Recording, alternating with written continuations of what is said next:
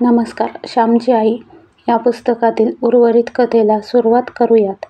आम्ही आईला जाऊन विचारले, आई, या पिलाला आम्ही कोठे पुरू? चांगलीशी जागा सांग. आई म्हणाली, त्या शेवंतीजवळ किंवा त्या मोगऱ्याजवळ पुरा. शेवंतीच्या झाडाला सुंदर फुले येतील. मोगऱ्याची फुले अधिकच तजेलदार दिसतील, कारण तुम्ही त्या पिलाला प्रेम दिले आहे. ते प्रेम ते पिलू विसरणार नाही. त्या फुलात तुमच्यासाठी ते येईल व तुम्हाला गोड वास देईल.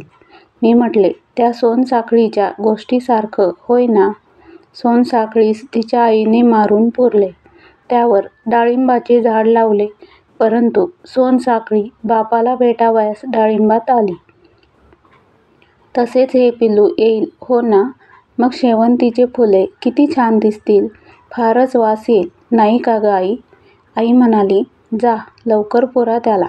मेलेले फार वेळ ठेवू नये. त्याला गुंडाळण्यास आम्हाला चांगले फडके दे.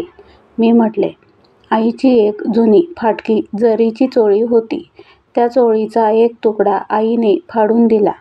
त्या रेशमी कापडात त्या पिलाला आम्ही घेतले.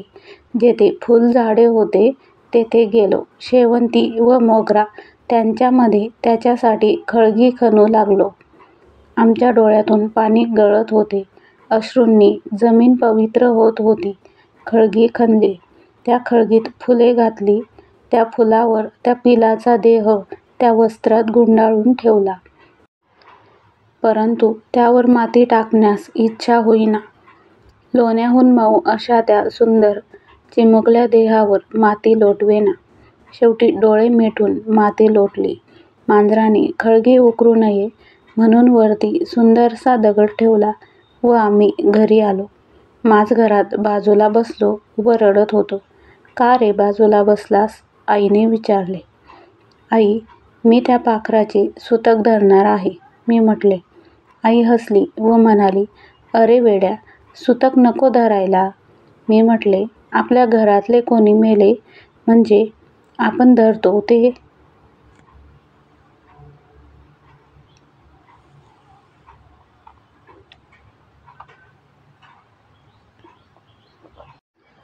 आई म्हणाली, माणूस कोणत्या तरी रोगाने मरतो. यासाठी त्याच्याजवळ असणाऱ्या मंडळींनी इतरांपासून काही दिवस दूर राहणे बरे.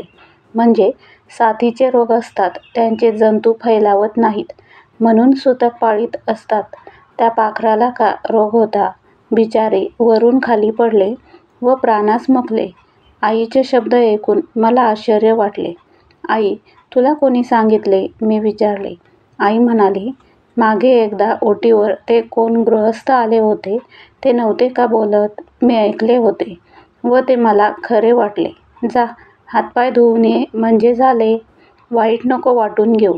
तुम्ही त्याला प्रेम दिले, चांगले केलेत. देवही तुमच्यावर प्रेम करेल. तुम्ही कधी आजारी पडलात व तुमची आई जवळ नसली तरी दुसऱ्या मित्रास उभे करेल. देवाच्या लेकरास किडे, मुंगी, पशुपक्षी यांना जे द्याल ते शतपटीने वाढवून देवबाप्पा आणून देत असतो. पेरलेला एक दाणा भरलेले कणीस घेऊन येतो.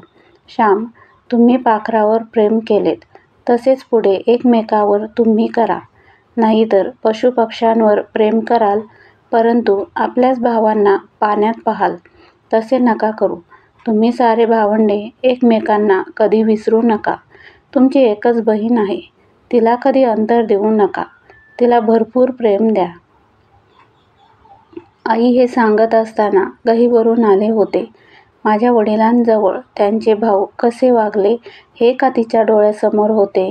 का ती नेहमी आजारी असे तरी तिच्या भावांनी तिला हवापालट करावयास कधी नेले नाही म्हणून तिला वाईट वाटत होते.